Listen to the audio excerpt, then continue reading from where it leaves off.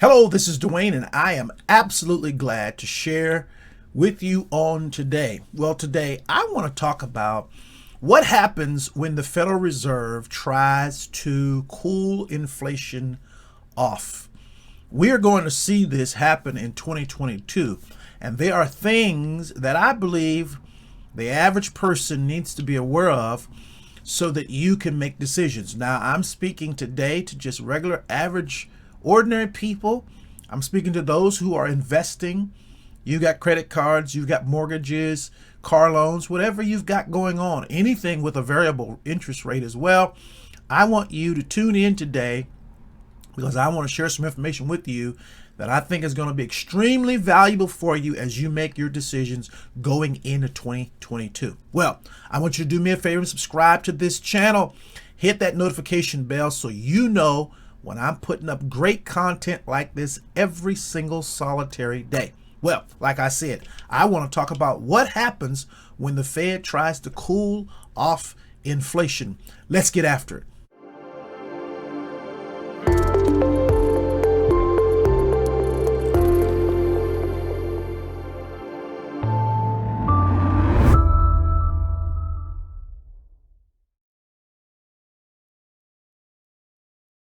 Well, like I said, we're going to talk about the Fed trying to cool off inflation. Now, listen, we've heard a lot being talked about here recently. We've heard the Federal Reserve Chairman Jerome Powell beginning to signal that they may end the tapering earlier because inflation is hotter than they've wanted to admit. This means that they're going to have to begin to raise interest rates sooner than they may have considered. Many people believe this first interest rate hike may come in their June gathering. So I want to make sure that I share information along this line so that you are aware. Let's talk about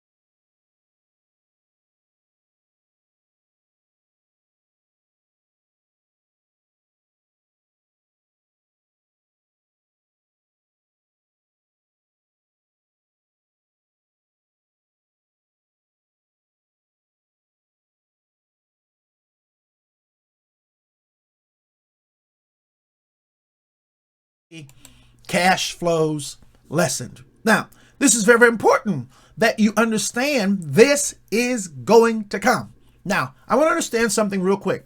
So this is why you're seeing growth stocks and tech stocks having a little bit of a battle and a little bit of trouble, because typically they're overvalued. And when you see companies that are overvalued, these companies are going to need more cash. They're going to need more cash for the things that they're doing. And then you've got other companies, and I'll talk about the financial sector, the energy sector, that typically are priced more accurate. And therefore, they typically have more cash available.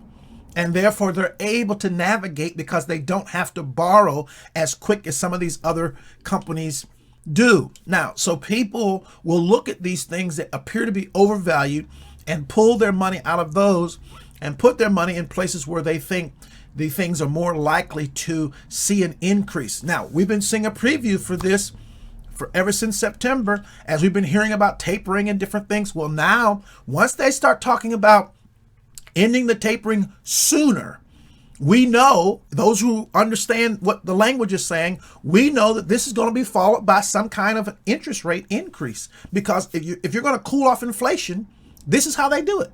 They have to raise the rates. And we were one time told by the Federal Reserve Chairman that there'd be no rate increases in 2022 because they wanted to get inflation down to 2% before they raised interest rates.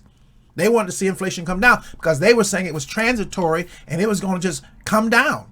You know, once all this kind of goes away that we're going through and the supply stuff just kind of works itself out, we're going to see these inflation just come down to 2%. Well, we saw in October 6.2%.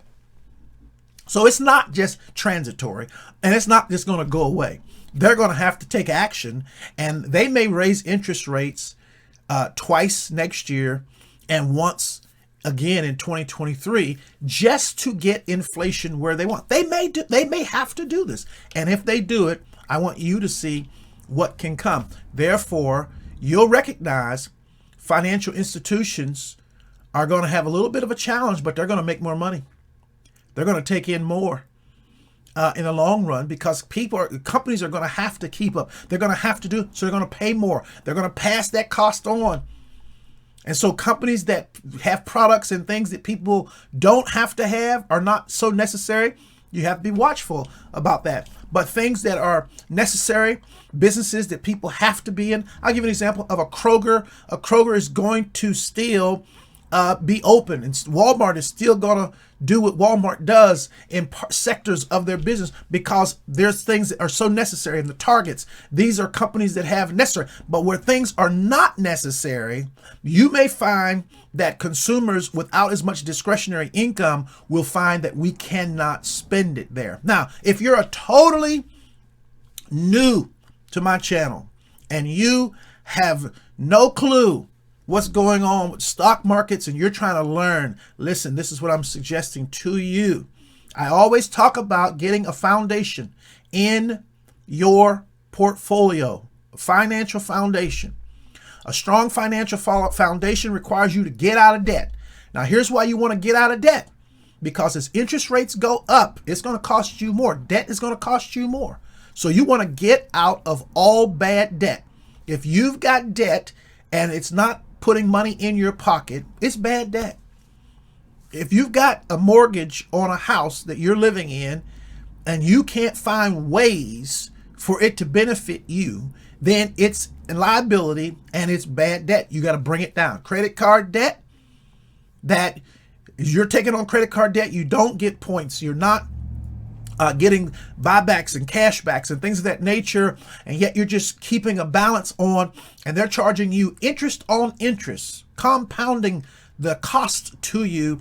That's bad debt. You've got to get out of it. Why? Because in order to do what I'm talking about and to be ready for what is going to come in the best possible way, you've got to eliminate as much as possible all the bad debt. Get your credit together. Credit score over 750. How do you do it? You got to be on time with these payments, and you got to get that credit utilization down between 1% and 9%, nothing else. And then you start investing, and you get yourself in an investment like VOO, which is the S&P 500. You keep that kind of an ETF going. You get yourself invested in an Apple. It's going to have its ups and its downs. A Microsoft is going to have certain challenges. You'll be eligible to see certain things happen as you invest appropriately in a foundation play. Then you can look at other places to consider putting your money where it's going to be most beneficial in the coming months. I talk about Square all the time. Going to be a solid company. I don't care what happens with inflation. It's going to be a solid company for the future, long term. I also talk about Goldman Sachs. It's going to be solid. Through this 2022, Goldman Sachs is going to continue to be a solid place to go. And these are very important things to look at. And I've talked about Capital One. Capital One is going to be a solid place to go as all these things begin to happen. Well, this is how you get yourself prepared. Now, I'm not your financial advisor. Go talk to a financial advisor about anything, any action that you're going to take. I'm simply sharing with you what I'm doing. That's my duty and responsibility here. Well, I'm so glad to have had this time to share with you on today. I hope you will prepare yourself for what is going to come in 2022 so that you're not caught off guard saying, I wish I had known. Well, you have an absolutely great day. I look forward to connecting with you again real soon. Be blessed.